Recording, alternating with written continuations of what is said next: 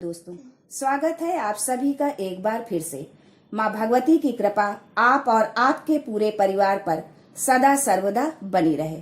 दोस्तों, अगर आप अपनी लाइफ में नया कुछ सीखना चाहते हैं तो चैनल को सब्सक्राइब जरूर करिएगा।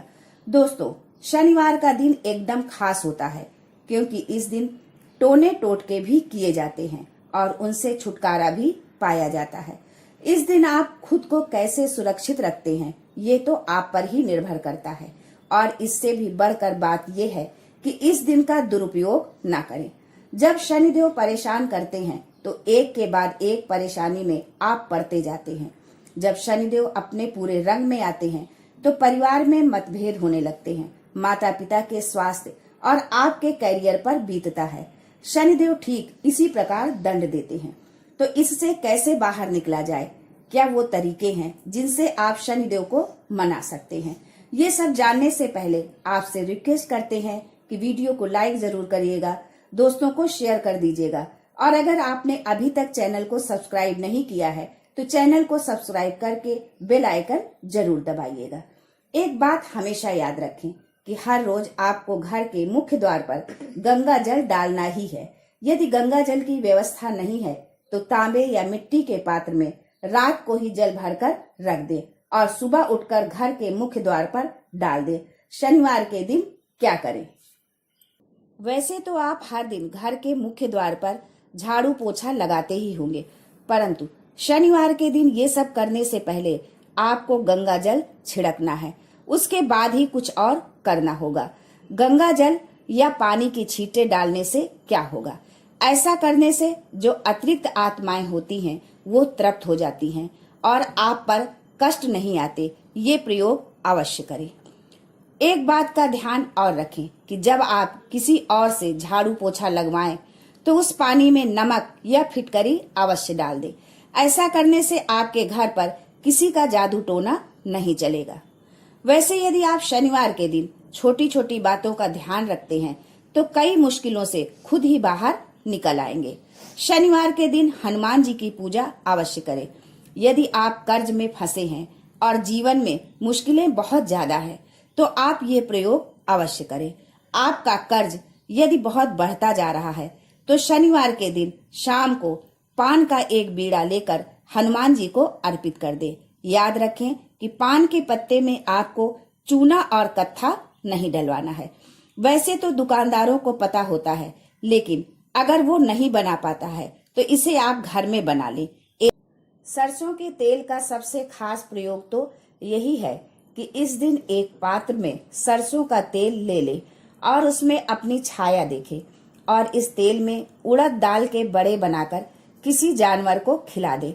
अगर ये कुत्ते को खिला दे तो सबसे बढ़िया रहेगा। ऐसा करने से शनिदेव का प्रकोप कम होता है। पर यदि आप ऐसा नहीं कर पाते हैं तो जरा ध्यान दें कि हर परिवार में आखिरी रोटी कुत्ते की होती है और इस बात का विशेष महत्व होता है। आप उस रोटी पर सरसों का तेल लगाकर उंगली से रगड़ें और यदि संभव हो तो इस पर एक चुटकी काले तिल और गुड़ भी रखें। अब 3 बार इसे अपने सिर पर से वार लें या फिर आपके परिवार में कोई ऐसा शख्स है जो ज्यादा परेशान रहता है तो उसके सिर पर से इसे उतारे 3 बार और फिर इस रोटी को ले जाकर एक कुत्ते को प्यार से खिला दे।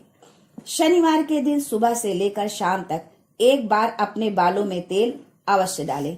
यदि संभव हो तो शनिवार रात्रि को अपनी नाभि पर लगाकर अवश्य सोएं। ऐसा करने से भाग्योदय होता है, जीवन की मुश्किलें कम होती हैं। वैसे भी नाभि में तेल लगाने से खुश्की दूर होती है और होंठ भी नहीं फटते हैं। इससे आपका स्वास्थ्य भी ठीक रहता है क्योंकि नाभि पूरे शरीर का केंद्र बिंदु होता है।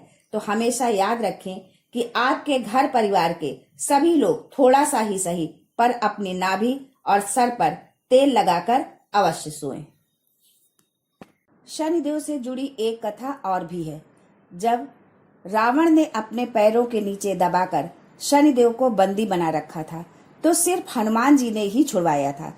तब प्रसन्न होकर शनिदेव जी ने हनुमान जी को वरदान दिया था कि जो भी मनुष्य मेरी पूजा करने के बाद आपकी पूजा करेगा उस पर मैं कभी भी कुदृष्टि नहीं डालूंगा। इसीलिए शनिवार के दिन जब आप शनिदेव की आराधना करें तो उसके बाद हनुमान जी की पूजा आराधना अवश्य करें। इससे शनिदेव आप पर कभी भी कुपित नहीं होंगे। शनिदेव की पूजा कैसे करें? यदि आपके घर के आसपास शनिदेव की शिला है तो वहां जाकर आप शनिदेव की पूजा कर सकते हैं। ध्यान रहे कि शनिदेव की आंखों में नहीं देखा जाता है। कहने का मतलब ये है कि ऐसी मूर्ति की ओर न देखें जो आपकी ओर देख रही हो। आपने शायद कभी ध्यान न दिया हो, लेकिन शनिदेव की मूर्ति हमेशा ऊपर की ओर देखती हुई ही बनाई जाती है।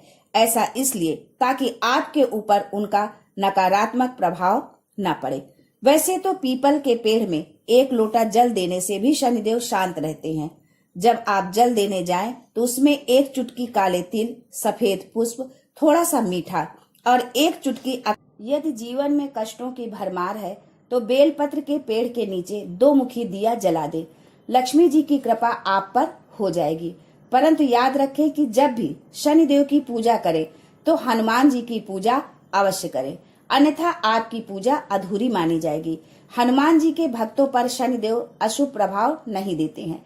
शनिवार के दिन हनुमान चालीसा का पाठ अवश्य करें। इस दिन कर्ज भी नहीं लेना चाहिए, क्योंकि इस दिन लिया हुआ कर्ज आप चाह कर भी नहीं उतार पाएंगे। अगर पीपल का वृक्ष आपके घर के आसपास नहीं है तो ऐसी स्थिति में आप अपने घर के मुख्य द्वार के दाहिनी ओर एक दीपक जलाकर रख दे।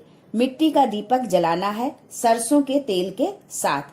इसमें कुछ भी नहीं डालना है। ध्यान रहे दीपक के नीचे आसन अवश्य देना है। आसन मतलब दीपक के नीचे कोई साफ सुथरा कपड़ा रखना है। फूलों की पंखुड़ी भी आप रख सकते हैं। फिर इस दीपक का मुख दक्षिण दिशा की ओर कर दे। यह दीपक पितरों को समर्पित होता है। बाद में इस दीपक को मिट्टी में दबा दे या फिर किसी सुरक्षित स्थान पर भी रख सकते हैं। इस तरह आप शनिदेव की शरण में आ सकते हैं। अब एक और अनूठा और खास उपाय आपको बताती हूँ। अगर आपकी कहीं नौकरी नहीं लग रही है और रोजगार के कोई आसार नहीं है तो शुक्रवार की रात को आप ब्राउन चने भिगो दें और शनिवार के दिन उन चनों को सरसों के तेल में कढ़ाई में गरम कर लें। ध्यान रहे नमक और मसाले आदि नहीं डालने हैं। फिर इन चनों को किसी जानवर को प्यार से खिला दें। ऐसा करने से नौकरी और रोजगार की समस्या समाप्त हो जाएगी। आशा करती हूँ कि आज के वीडियो से आपको लाभ अवश्य मिलेगा। यदि आपको लाभ मिलता है तो कमेंट बॉक्स में लिखकर अवश्य बताएं, जिससे दूसरे लोग भी इसका फायदा उठा सके। आज के लिए बस इतना ही। दोस्तों, मिलते हैं अगले वीडियो में। तब तक के लिए good bye and thanks for watching my video.